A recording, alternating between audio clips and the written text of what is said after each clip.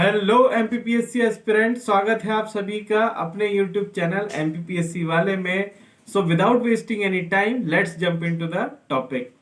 Charter act of 1853 के बाद जो इम्पोर्टेंट एक्ट हमारे सामने आता है वो है गवर्नमेंट ऑफ इंडिया एक्ट 1858। इसके कुछ कॉन्स्टिट्यूशनल सिग्निफिकेंस है जिसे हम पढ़ेंगे। This significant act was enacted in the wake of the revolt of 1857, also known as the first war of independence or the sepoy mutiny. Government of India act 1850 act आने के पीछे main कारण था 1857 का विद्रोह, जिसे हम first war of Indian independence भी कहते हैं। तो इस एक्ट का ये पहला सिग्निफिकेंस हुआ। सेकेंड सिग्निफिकेंस हुआ, it abolish the East India Company and transfer the power of government, territories and revenue to the British crown.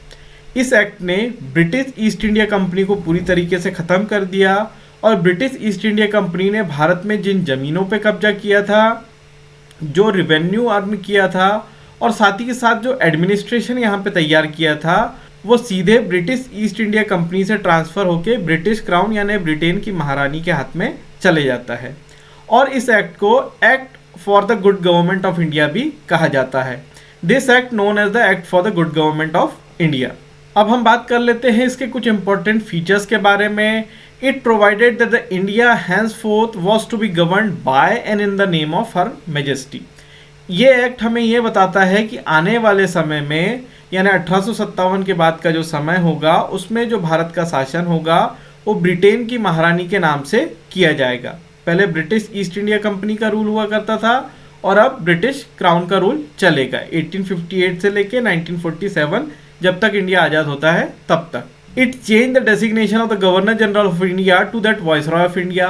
और इसने डेसिग्नेशन यानी जो गवर्नर जनरल ऑफ इंडिया का जो पद था उसका नाम परिवर्तित करके वाइसरॉय ऑफ इंडिया कर दिया।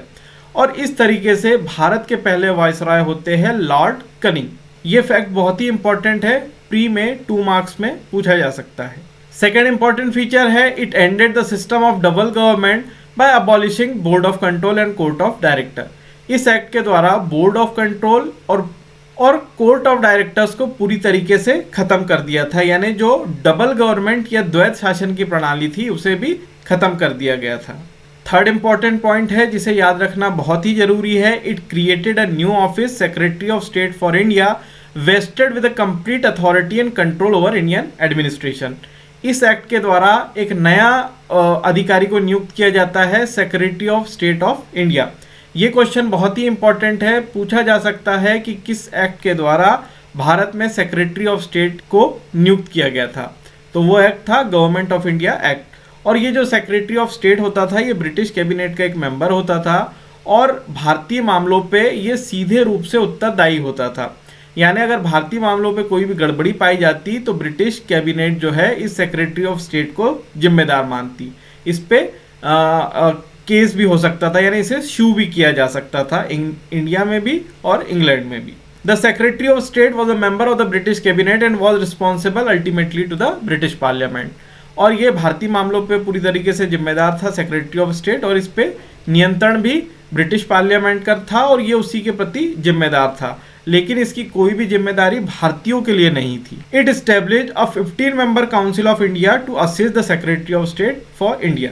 और इसी एक्ट के द्वारा एक 15 मेंबर की काउंसिल बनाई जाती है जो सेक्रेटरी ऑफ स्टेट को समय समय पे मदद करे, लेकिन इसका जो नेचर होता है वो सिर्फ एक एडवाइजरी नेचर होता है। ये सिर्फ अपनी सिफारिशें दे सकती है, अपनी राय दे सकती है, अपना कोई भी decision implement secretary of state से नहीं करवा सकती। The council was an advisory body, the secretary of state was made the chairman of the council. और ये जो काउंसिल बनी थी इसका चेयरमैन होता था secretary of state for India. और कुछ इसका सिग्निफिकेंस नीचे भी दिया गया है। The act of 1858 was however largely confined to the improvement of the administrative machinery by which the Indian government was to be supervise and controlled in India. इस act ने सिर्फ भारत के शासन में कुछ परिवर्तन किए, लेकिन भारत पे जो गवर्नमेंट फंक्शन कर रही थी, जो भारतीयों का अत्याचार कर रही थी, उसमें कुछ भी अच्छे काम नहीं हुए, उसमें किसी भी तरीके से इम्प्रूव करने का काम नहीं हुआ। साथ सिर्फ विशेष काम ये हुआ कि भारतीय मामलों पे ब्रिटिश संसद का नियंत्रण कैसे स्थापित किया जा सके। It did not alter in any substantial way the system of government that prevailed in India. भारतीयों का अत्याचार ठीक उसी तरह से होते आ रहा था जैसे पिछले समय में चला आ रहा था, और यह अत्याचार 1947 तक इसी तरीके से चलता रहा। अगर आपको हमारा YouTube चैनल अच्छा लगता है तो प्लीज इसे लाइक कीजिए, शेयर कीजिए, सब्सक्राइब कीजिए और बेल आइकन को प्रेस करना ना भूलिए, जिससे आपको रीसेंट वीडियोस की नोटिफिकेशन मिलती रहे। Thanks for watching.